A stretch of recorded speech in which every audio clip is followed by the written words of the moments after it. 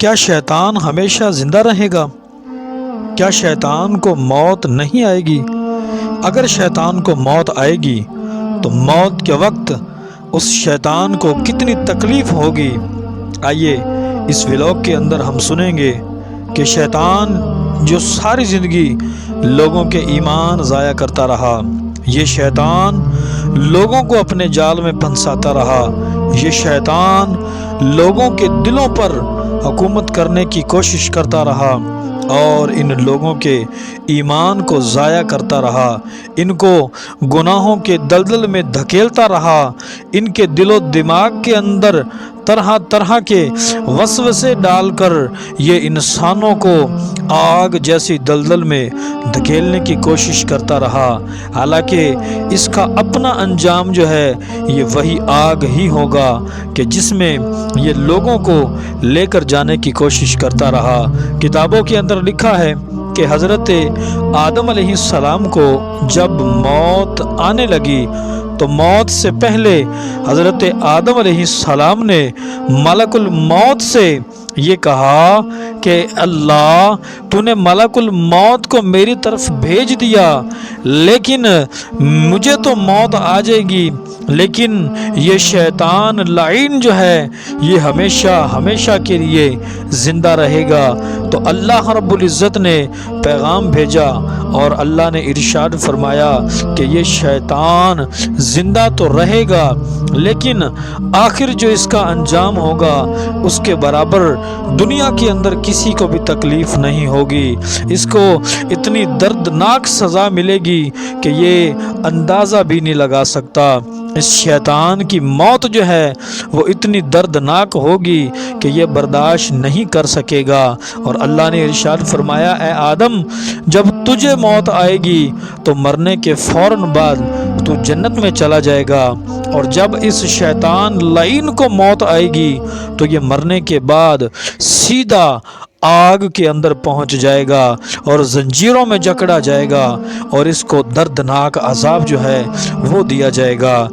احباب کتابوں میں لکھا ہے کہ حضرت آدم علیہ السلام نے ملک الموت سے یہ کہا کہ اس ابلیس کو جو موت ملے گی اس کی درد کتنا ہے، اس کو تکلیف کتنی ہوگی۔ تو ملک الموت نے یہ عرض کیا کہ اے اللہ کے نبی آپ جو ہے وہ سن نہیں سکتے کہ جتنی تکلیف میں اس شیطان کو موت کے وقت دوں گا۔ تو آپ نے کہا نہیں مجھے بتائیں کہ اس شیطان کو تکلیف کتنی ہوگی۔ تو ملک الموت نے حضرت آدم علیہ السلام کو یہ بتایا کہ موت کے وقت اس کائنات کے اندر جتنے لوگوں کو موت کی تکلیف ہوگی ان سب لوگوں سے بڑھ کر اللہ پاک اس شیطان لعین کو موت کی تکلیف دے گا، اور جب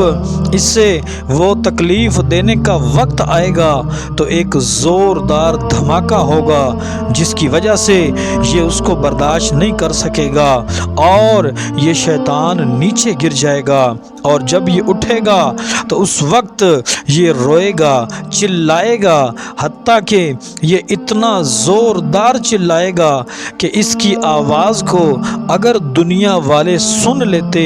تو جتنی دردناک اس کی آواز ہوگی تو یہ دنیا والے بے ہوش ہو کر زمین پر گر جاتے۔ اتنی دردناک جو ہے وہ سزا